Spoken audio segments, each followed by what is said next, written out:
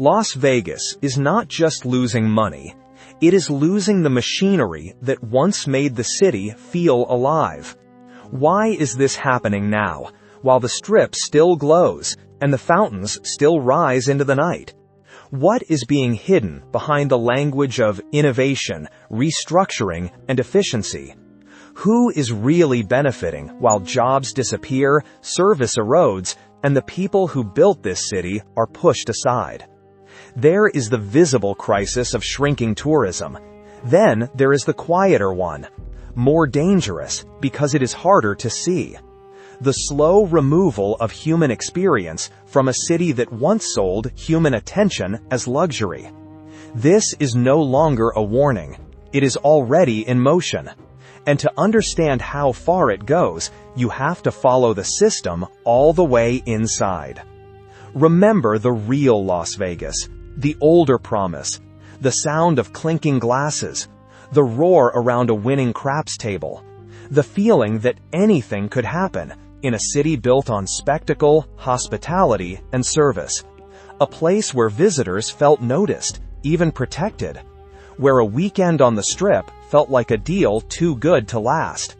That memory matters, because it explains what is being lost now. On the surface, the city still looks intact. Walk the Strip on a Saturday night, and the Bellagio fountains still rise. The neon still burns across the sky, and the illusion still holds. But that is exactly what it is now, an illusion, carefully maintained.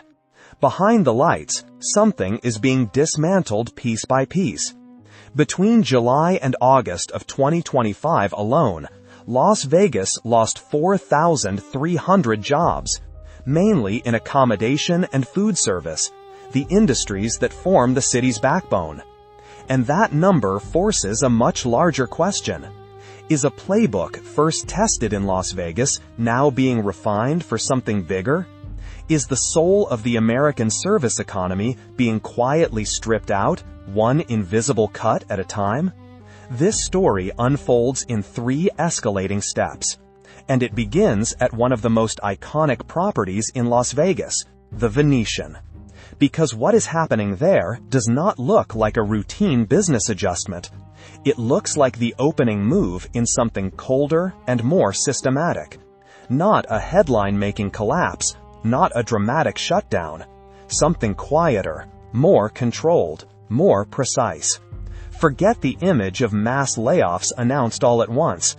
At the Venetian, under Apollo Global Management, the process has taken a different form. Apollo, already known for aggressive cost-cutting, has been reducing staff in small, deliberate waves since the summer of 2025. In September 2025, the number was fewer than 50 employees. And that matters. In the United States, the Federal WARN Act requires 60 days notice for mass layoffs involving 50 or more workers at a single site. Stay below that line, and a company avoids not only legal requirements, but also a larger public reaction. The result is a purge in slow motion. Quiet enough to stay out of the national spotlight.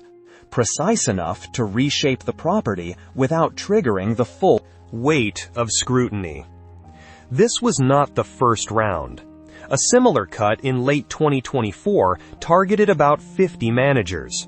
Publicly, the Venetian described it as thoughtful restructuring, an internal reorganization meant to streamline the organizational structure, reduce layers, improve agility, and strengthen the connection between senior leadership and frontline employees. That is the language corporations use when they want damage to sound surgical instead of brutal. But behind that language sits a colder truth. The people being cut are not random. They are the invisible spine of the resort. Non-union, mid to senior level managers with a decade or more of experience. The people who knew how to make a large machine feel personal. In the November 2024 cuts, longtime executives, including Vice President of Operations Jaime Miranda and Vice President of National Marketing John Fick, after 15 years at the property, were let go. One manager, speaking anonymously, said the quiet part out loud. Their experience had become a liability. They knew regulars by name. They knew favorite slot machines. They knew how to make loyalty feel real. Apollo did not see that as value. Apollo saw salary. And this is not isolated to one property. Similar under 50 layoffs hit Resorts World, Fontenoy, and Treasure Island in 2025. All against the backdrop of a steep tourism slump. In July 2025 alone, Las Vegas visitor volume fell 12%, while hotel occupancy dropped hard with it. What remains is a city hollowing out its middle, keeping the senior layer at the top and the frontline layer at the bottom, while removing the experienced operational brain in between. The people who made the illusion of luxury actually work are being cut away first. But removing the brain of a resort is only one stage of the transformation. The next question is even more disturbing. How do you keep a palace running after cutting away the people who understand how it really works? The answer is the second step of the playbook. Replace the humans. What is happening at the Venetian is part of a broader shift moving across the Strip with remarkable speed. This is not random experimentation. It is a systematic transfer of service from people to screens. At MGM Resorts, the company now openly reports that 35% of all guest check-ins are handled by phone, while AI and other front-end technologies manage an estimated 80% of initial customer interactions, reducing the need for front desk staff. What once required a person now begins with a device. Resorts World has moved aggressively in the same direction. Mobile check-in adoption there climbed from roughly 10 to 15% to more than 44%. It also became the first resort on the Strip to widely roll out room keys through Apple Wallet, removing the need for physical key cards for many guests. Fontenoy was built around this model from the beginning. Its app covers mobile check-in and check-out, digital room keys, restaurant reservation, and even conversations with a digital concierge. All of it serves the same purpose. Fewer employees at the desk. Fewer human touchpoints, fewer labor costs. This is presented as convenience, modernization, frictionless hospitality. But convenience is not the real story. It is the public-facing explanation for a deeper restructuring. One visitor on a popular Las Vegas Reddit forum described the experience with brutal clarity. They waited 20 minutes to ask a simple question about showtimes and could not find a single human employee. They were pointed to a QR code instead. It felt, in their words, like the resort was actively avoiding them. That feeling matters, because it captures the emotional shift underneath the technology. Fewer staffed desks. QR codes instead of conversation. Automated systems taking over work once done by concierge. None of these changes look catastrophic by themselves. But together, they reveal a city making a deliberate choice. Las Vegas, a place built on visible service and personal attention, is steadily removing the people from the experience. That is how 4,300 jobs can disappear between July and August of 2025 without a single dramatic collapse. Not through one explosion, but through hundreds of quiet subtractions. One position here, one function there, one human interaction redirected into an app. It is death by accumulation. 1,000 small cuts that erode the foundation without ever producing a single moment shocking enough to stop the process. And that leads to the final and most punishing step. Because this transformation is not only happening to employees, it is happening to the customer too. Why does the city still look vibrant while the system underneath it weakens? Because the first step of the playbook is to squeeze the visitor until the model breaks. And that squeeze rests on three connected pressures. The first is labor cost. Powerful unions, such as Culinary 226, secured historic wage gains for frontline workers in 2024 and 2025 contracts, with some agreements delivering raises of more than 30% over 5 years. Those raises were necessary. But from the corporate side, one response has been clear. Offset those gains by eliminating the salaries of non-union managers, setting one group of employees against another. That strategy becomes visible in targeted cuts like the fewer than 50 layoffs at the Venetian in September 2025. It is also visible in the broader labor picture. Between July and August 2025, the hospitality sector lost 4,300 jobs, a 0.4% drop made up largely of supervisors and managers. During a period of stagnant hiring, the second pressure is technology itself. Automation becomes the weapon used to absorb the rising cost of labor. Every self-check-in kiosk at MGM, every digital key at Resorts World, every app-based concierge at Fontenay.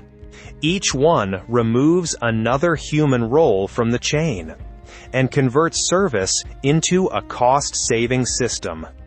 Then comes the third pressure, the most complicated and the most dangerous: the tourist. Because when prices rise, service thins out and human contact disappears. The customer is no longer being welcomed. The customer is being processed. And once that shift becomes obvious, the damage does not stay inside the resort.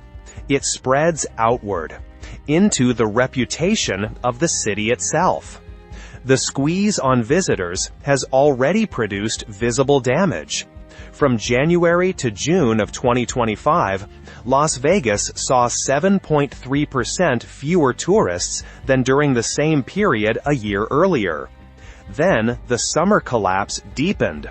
Visitor volume fell 11.3% in June and another 12% in July. By the end of the first half of the year, the city had welcomed nearly 1 million fewer visitors than it had during the same stretch of 2024. The decline has been especially sharp among international travelers, one of the most valuable sources of revenue for the city. Some Canadian airlines reported passenger drops of more than 60%. The reasons are layered, but connected. Higher costs, fears tied to tariffs, immigration policies affecting travelers. Even road traffic from California on Interstate 15 fell 4.3% in June. The warning signs were everywhere. Under normal market logic, fewer visitors should have forced prices down. But Las Vegas moved in the opposite direction. Even with hotel occupancy down 15% in June, the average room rate climbed above $163. The city kept charging more while giving people less. That is where frustration becomes rupture. One Canadian tourist described budgeting for the room, food, and shows, but not for $250 in resort fees and parking. The final verdict was simple. It felt like a shakedown. Never again. That phrase matters because it captures the real cost of the strategy. A lost customer is not just a bad review. It is the permanent erosion of trust. High costs push visitors away, and then their absence is used to justify cutting the very services that once made Las Vegas worth the price. That is the loop.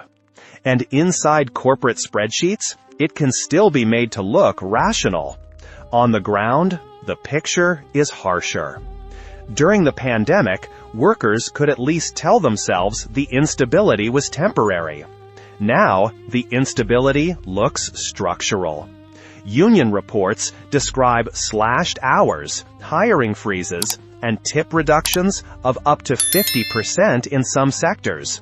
For tipped workers, the crisis is not abstract. It is immediate. Some report going weeks without a single shift. Push down seniority lists as quieter cuts reshape the workforce around them. One server waited 3.5 hours for a shift. Half weeks for a shift after coworkers were let go. That same instability has appeared across the Strip. Fontenay laid off more than 60 dealers in May.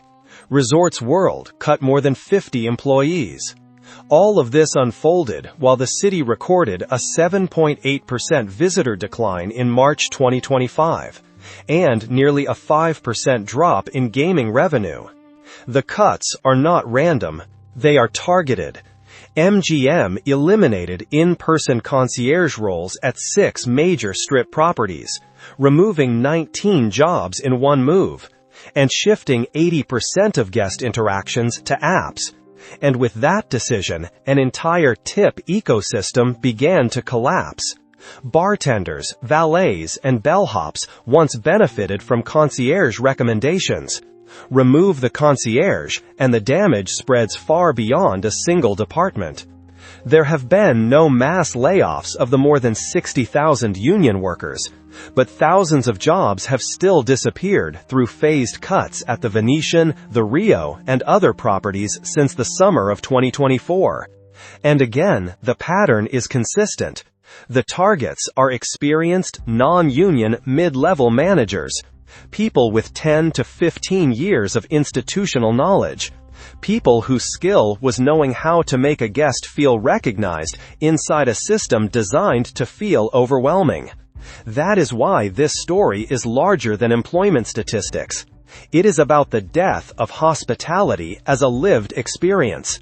One front desk supervisor, dismissed after a decade, described the job in the simplest possible terms: solving problems, a lost reservation, a family emergency, turning a disaster into a memory worth keeping.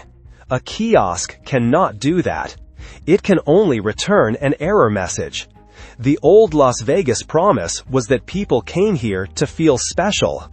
The new model treats that relationship as a cost center.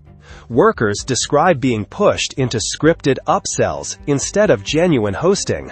One longtime bartender said the job used to be about making guests feel at home. Now it is about following a sales script to maximize drink orders. Not a host anymore, a salesperson. That single change says more than any corporate memo ever could. And this is where the two futures of Las Vegas come into focus.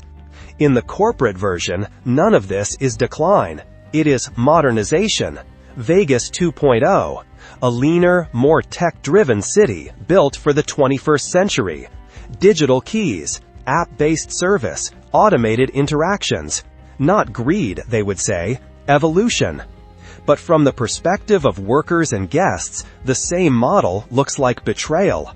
A polished but hollow system, where efficiency replaces care, algorithms replace relationships, and profit slowly erases the human core of the experience.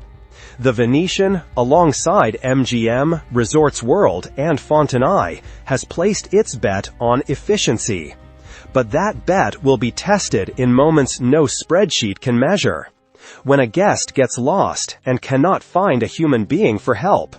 When a loyal player comes back and realizes nobody remembers their name. And when a family checks out feeling processed instead of welcomed. In the end, this is not only a story about Las Vegas. It is a question about the future of service itself.